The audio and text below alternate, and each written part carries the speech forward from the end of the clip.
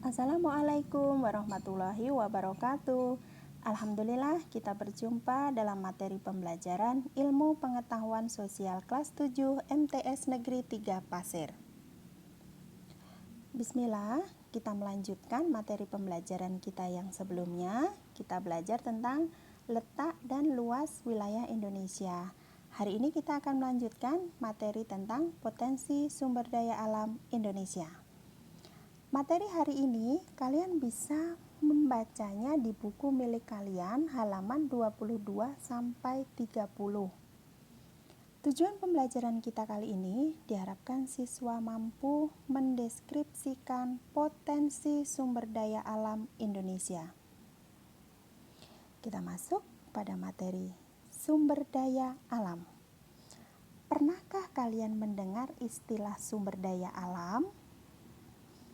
Untuk memahaminya, mari kita belajar bersama. Tampak pada layar contoh sumber daya alam yang ada di Indonesia. Ada apa saja? Ada kegiatan pertambangan minyak dan emas. Ada kegiatan menanam di atas permukaan tanah. Ada kegiatan pemanfaatan energi air. Ada kayu yang diambil dari hutan. Semuanya merupakan kekayaan sumber daya alam Indonesia. Sumber daya alam merupakan semua bahan yang ditemukan manusia dalam alam yang dapat dipakai untuk kepentingan hidup manusia. Keberadaan sumber daya alam itu sendiri bukan hanya yang terdapat di permukaan tanah, tetapi juga yang ada di dalam tanah. Bisa berupa benda mati maupun yang hidup. Jenis sumber daya alam Indonesia sangat beragam jenisnya. Kita tidak akan membahas semuanya.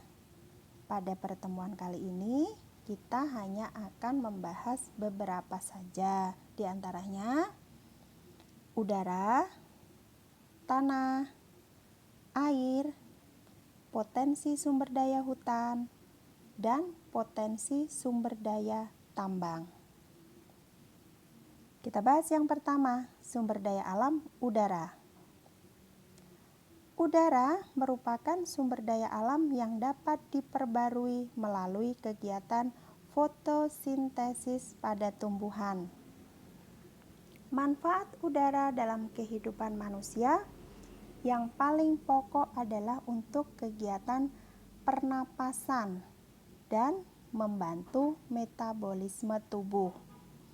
Sudah selayaknya kita bersyukur atas karunia Allah dengan adanya udara.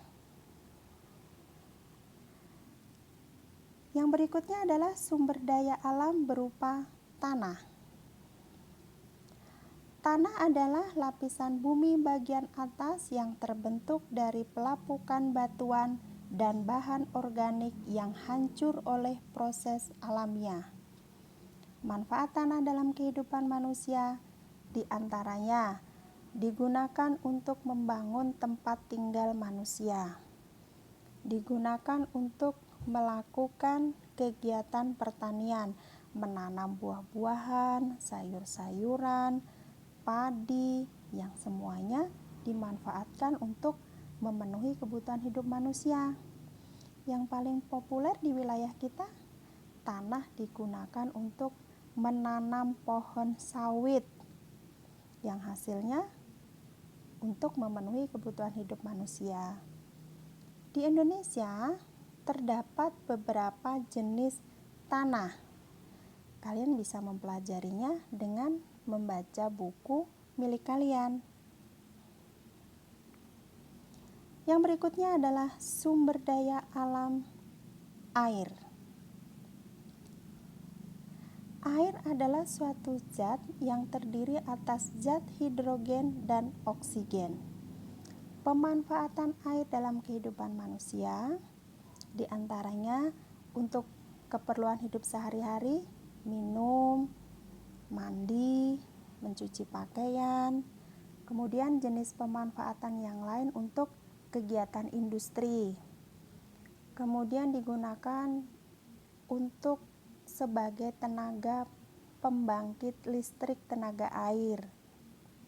Air sendiri bisa diperbarui melalui proses alamiah.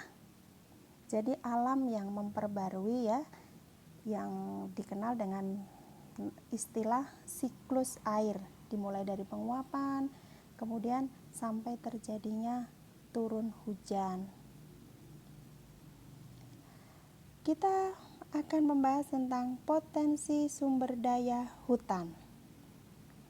Indonesia memiliki kekayaan sumber daya hutan yang sangat luas, berada di Pulau Sumatera, Kalimantan, Sulawesi, di Papua. Pemanfaatan hutan bukan hanya diambil kayunya saja, karena hutan selain menghasilkan kayu juga menyimpan kekayaan flora dan fauna atau keanekaragaman hayati yang sangat besar. Selain kayunya yang bisa dimanfaatkan, bisa jenis tumbuhan yang lain, misalnya buah-buahan, ataupun jenis tumbuhan untuk obat-obatan dan fauna yang ada di dalamnya. Di Indonesia ada undang-undang pokok yang mengatur tentang kehutanan, yaitu Undang-Undang Nomor 5 Tahun 1967.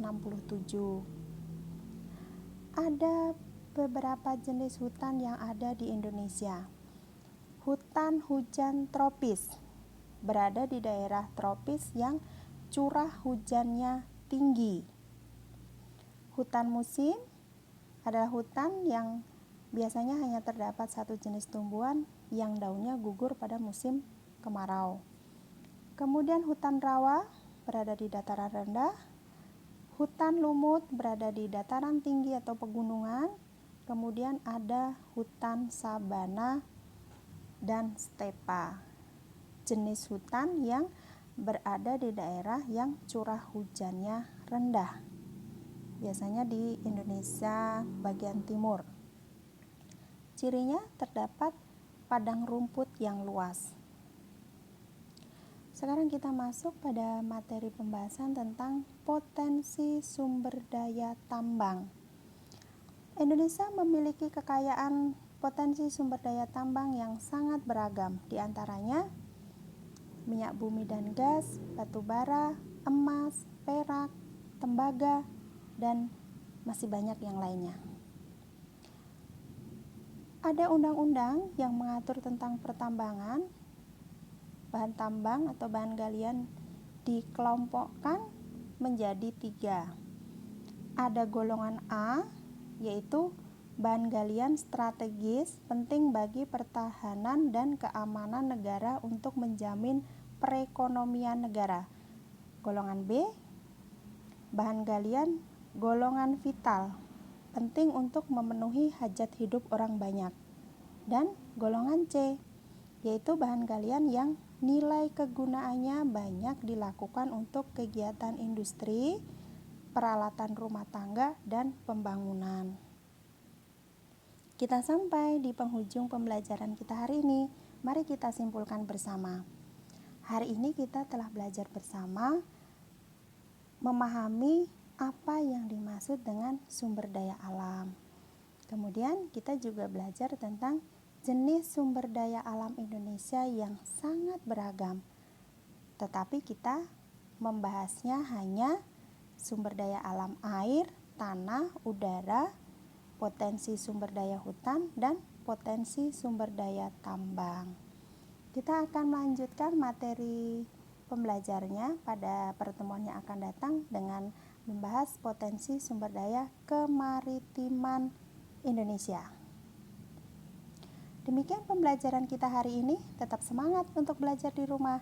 Kita berjumpa pada materi pembelajaran yang berikutnya. Ibu akhiri. Wassalamualaikum warahmatullahi wabarakatuh.